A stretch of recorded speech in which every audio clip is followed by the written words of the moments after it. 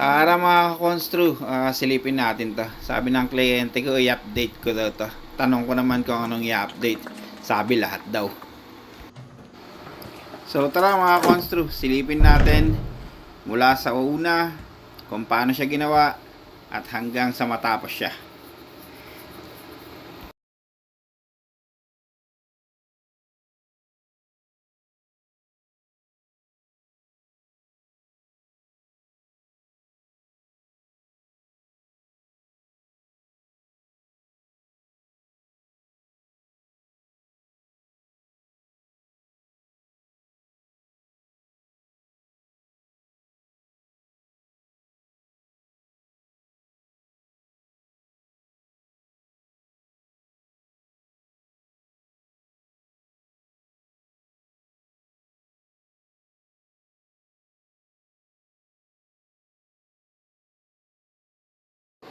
Eto, pipe reallocation. Tago lahat ng mga pipe para hindi makita. Trono ng hari, ilipat.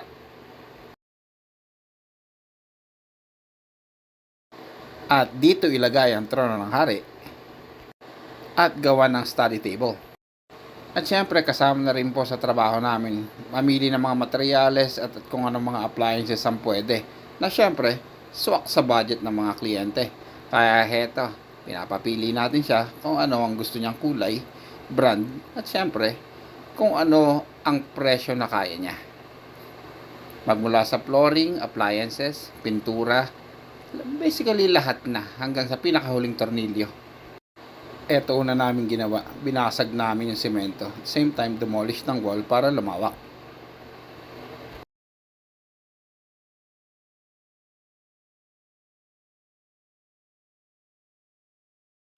So, pagkatapos namin maibalik lahat ng pipe at maiset lahat, binuhusan na namin siya ng semento ulit, self-leveling.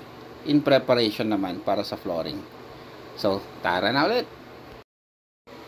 Ay, nako po, ang hirap pala. Ang hirap pala magpaliwanag habang tumatakbo ang video. O sige, iwan ko na siya sa inyo. Panuorin nyo ng maayos. PM lang kayo kung may tanong kayo.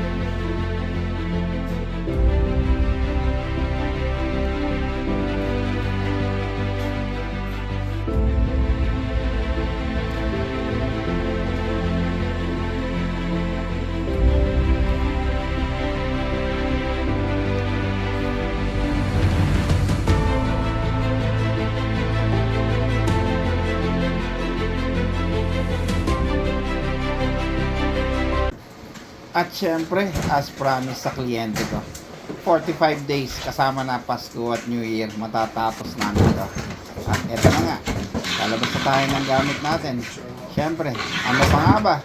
E di, lipat na tayo ulit sa bagong site natin. Oh, eto na ulit ang bagong site. Till next time.